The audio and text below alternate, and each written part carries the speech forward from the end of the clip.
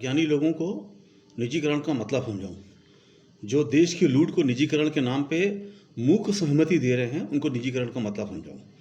निजीकरण का मतलब ये होता है वो सेक्टर्स जो प्राइवेट के लिए खुले नहीं हैं। जैसे पहले रोड सरकार बनाती थी, गवर्नमेंट नहीं बनाती, वो नहीं करती थी।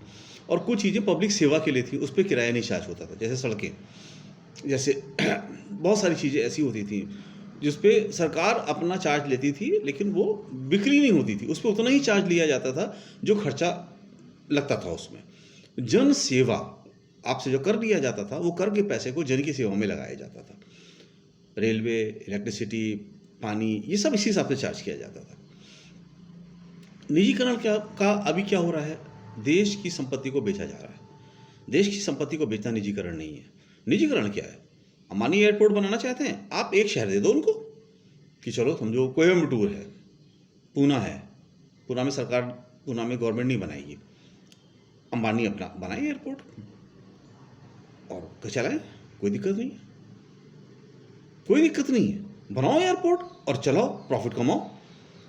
किसी जहाज को उस पर उतरना होगा तो उतरेगा, तुम्हारे चार्जेस अगर मैच करेंगे तो लोग उतरेंगे, वरना नहीं जाएंगे पुनः एयरपोर्ट। लेकिन मेरे टैक्स के पैसे से एयरपोर्ट बना है, आप मेरे को अटकी देते थे अपना कर भरो ताकि देश की तरक्की हो। वो जो कर भर के हमने देश की तरक्की की, उसको प्राइवेट को बेचना तो लूट है, सरासर लूट। और जो गधे उसको सपोर्ट कर रहे हैं वो दुनिया के सबसे बड़े गधे हैं, जो चुप है कि निजीकरण हो रहा है। निजीकरण नहीं हो रहा है। और आपको हमेशा हिंदू मुस्लिम से डरा के, लड़ा के सत्ता हासिल करी गई और देश को लूटा गया।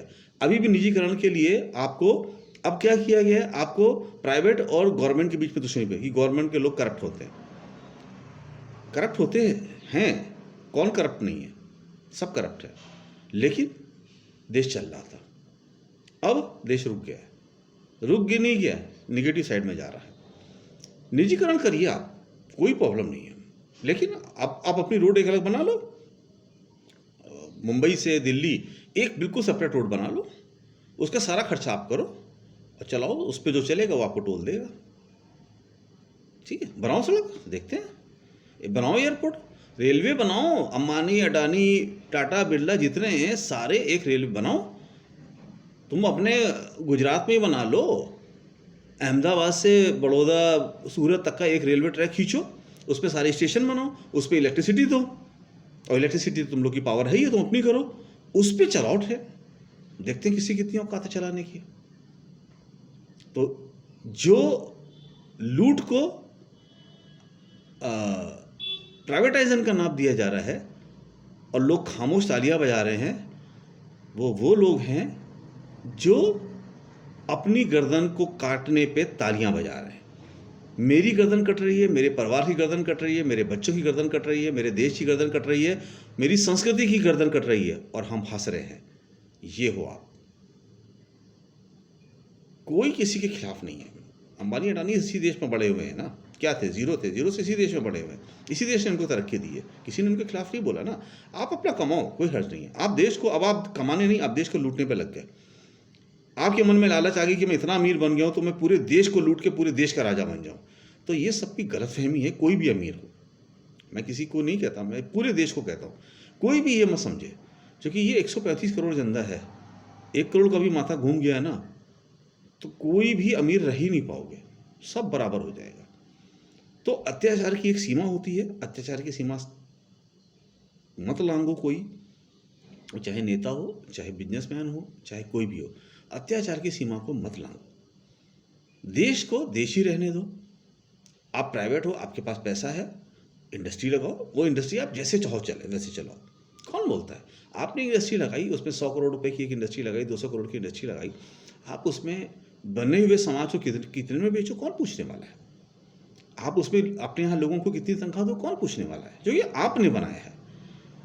अब आप खरीद लो रेलवे और बोलो मैं रेलवे के आदमी को तो 200 रुपये तनख्वाह दूंगा, हैं? तो ये तो गुंडागर्दी है, और ये तो लूट है, ये तो डकैती है, ये तो क्रिमिनल एक्ट है। करो प्राइवेटाइजेशन। मुझे, आपको लगता है सरकार के लोग करप्ट है, मान लिया, आप उससे सस्ता करके दिखाओ ना। आप एक रेलवे ट्रैक बिछाओ और सरकार जो किराया लेती है उससे कम किराया लेके दिखाओ, तब मैं प्राइवेटाइजेशन के मतलब समझूं, मेरी समझ में भी आए। आप एक रोड बनाओ, गवर्नमेंट जो किराया लेती है रोड पे, रोड टैक्स आपसे लेती है, और तो कुछ नहीं लेती ना रोड पे चलने का, उसी रोड टैक्स के हिसाब से आप भी उस गाड़ियों पे चलने वाले का रोड टैक्स चार्ज करो। देखो आपको कितनी इनकम होती है। तो साहब मूर्ख मत बनाओ, इस देश में सब मूर्ख नहीं है, वो एक भक्त कैटेगरी है। वो भक्त कैटेगरी भी कौन है? वो क्रिमिनल्स और खाली दिमाग के लोग हैं जिनके पास कुछ को कुछ नहीं पता। वो यहाँ पे वो पढ़े लिखों के बीच में ज़ीरो थे, और वो ज़ीरो से की जहालियत झेल रहे थे। इसलिए आज जब पढ़े लिखों को जीरो पे लाया गया और उनको ऊपर उठाया गया तो उनको बहुत खुशी हो रही है कि देखो मैंने पढ़े लिखे को जीरो पे ला दिया और मैं अनपढ़, मैं जीरो, ब्लैंक माइंड टॉप पे पहुंच गया। यही हो रहा है, इससे ज़्यादा कुछ नहीं है। ये देशवासियों को समझना पड़ेगा। और ये इतना बड़ा 135 करोड़ की आबादी का इतना बड़ा देश है, जितना बड़ा हमारा देश है उतने में तो 10 कंट्री शामिल हो जाती हैं। इसको इतनी बेगैरती के साथ, इतनी बेईमानी के साथ, इतनी लूट के साथ, इतनी असंस्कृति और खराबी के साथ मत चलाओ। अभी भी सब कुछ भी नहीं बिगड़ा है, बिगड़ने का वापस बना दो उसको, उसमें क्या बात है, वापस बना दो, चेंज करो सब लाके। अगर नहीं चला पा रहे हो तो बोलो साहब हम नहीं चला पा रहे, दूसरा आके चलाए। Thank you.